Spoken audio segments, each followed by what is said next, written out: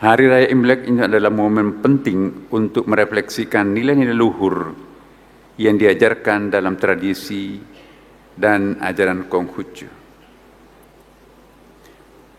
Imlek mengingatkan kita akan pentingnya kebajikan, keharmonisan, dan rasa syukur dalam kehidupan. Nilai-nilai ini selaras dengan semangat bangsa Indonesia yang menjunjung tinggi gotong royong, toleransi, kerukunan, dan kebinekaan. Tema Imlek pada tahun ini ialah perilaku lurus pemimpin akan meluruskan hati seluruh rakyat.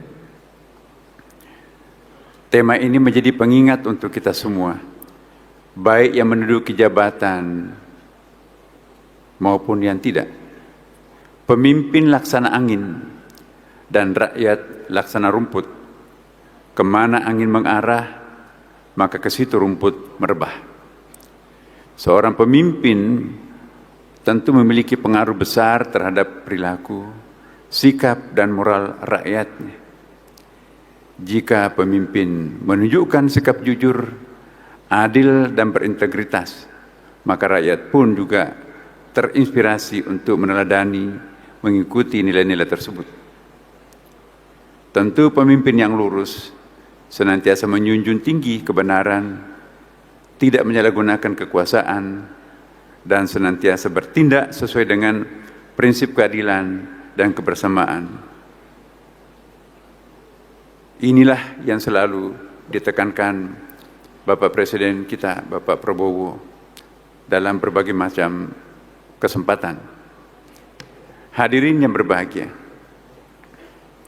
Indonesia adalah bangsa yang majmuk. Untuk memimpin bangsa yang kaya akan keberagaman dan segala aspek ini diperlukan pemimpin yang lurus dalam ucapan dan perilakunya.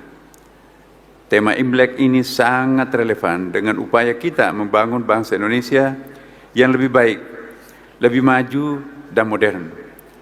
Dalam konteks Indonesia, seorang pemimpin yang lurus adalah pemimpin yang memiliki integritas, kejujuran, dan komitmen terhadap keadilan serta kesejahteraan rakyat.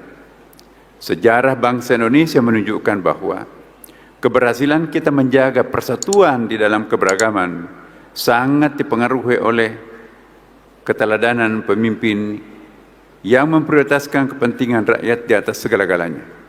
Seperti yang diajarkan oleh Nabi Kunce, beliau mengatakan, seorang kunce atau insan kamil mengutamakan kepentingan umum, bukan kelompok.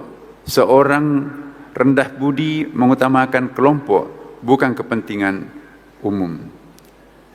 Peran negara dalam perayaan dan pengembangan umat Konghucu melalui Kementerian Agama sudah melaksanakan berbagai macam program, antara lain pembangunan sekolah tinggi agama Konghucu di Indonesia, yaitu di Bangka Belitung. Jadi segenap warga Konghucu bisa berkonsentrasi untuk mendapatkan pengetahuan di sekitar agama Konghucu di perguruan tinggi ini. Kemudian bantuan beasiswa mahasiswa Konghucu. Kemudian bantuan tempat ibadah, biokong, sekolah minggu, dan lain-lainnya. Kemudian pemenuhan buku keagamaan dan kitab suci keagamaan. Dan tentunya adalah perayaan Hari Raya Keagamaan Konghucu.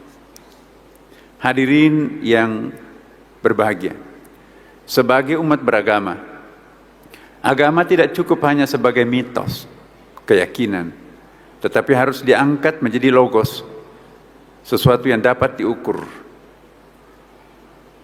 Dari logos kita kembangkan menjadi etos, yaitu semangat moral di dalam perilaku masyarakat. Jadi, mengamalkan apa yang diyakini, meyakini apa yang diamalkan, mengetahui apa yang diamalkan, dan mengamalkan apa yang diketahui, itulah umat beragama yang konstruktif. Sehingga Jika agama menjadi habit, kerukunan umat beragama akan berjalan dengan sendirinya. Maka sebagai pemimpin hendaklah menjadi teladan bagi semua sesuai dengan ajaran agama masing-masing. Dengan demikian rakyat pun tentunya akan terarah dan sejahtera.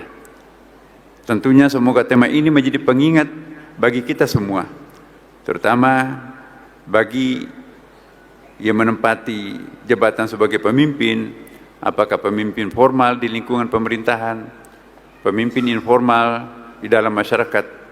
Semuanya kita ini sesungguhnya adalah para pemimpin. Tentu saya juga sangat berharap dan mengapresiasi atas terselenggaranya perayaan Imlek nasional ini. Saya ucapkan selaku Menteri Agama akan selalu berusaha memberikan pelayanan kepada umat Konghucu secara optimal dan setara tanpa ada perbedaan. Semoga ikhtiar baik kita senantiasa dapat terlaksana dengan sebaik-baiknya. Akhirnya, saya berharap agar tahun baru ini kita bersama-sama terus berkomitmen kuat untuk memperkokoh dan membangun Indonesia yang lebih damai, lebih sejahtera, lebih sejuk, dan penuh dengan kasih sayang. Karena itu, Kementerian Agama sekarang ini sedang menyusun dan sekaligus menyisir kurikulum yang kami istilahkan dengan kurikulum cinta. Tidak boleh mengajarkan agama dengan berbasis perbedaan dan kebencian. Tetapi dalam mengajarkan agama apapun harus berbasis kepada cinta. Karena semua agama menyerukan ajaran dasarnya sebagai agama cinta. Apa jadinya jika anak kecil kita didoktrin dengan sebuah perbedaan, apalagi kebencian? Maka itu sangat tidak relevan dengan negara kebangsaan yang berbineka tunggal ika ini. Karena itu kami meminta kepada segenap warga Konghucu untuk senantiasa bersama-sama pemerintah Republik Indonesia di bawah kepemimpinan Bapak Prabowo Gibran untuk bersama-sama mewujudkan obsesi-obsesi nawacita yang sekarang ini sedang dikembangkan oleh pemerintah. Sungguh kami sangat yakin bahwa konsep ini manakala kita dukung bersama, maka insya Allah apa yang kita cita-citakan bersama sebagai warga bangsa Republik Indonesia yang sejahtera dan kompetitiveness dengan negara-negara lain, insya Allah akan terwujud.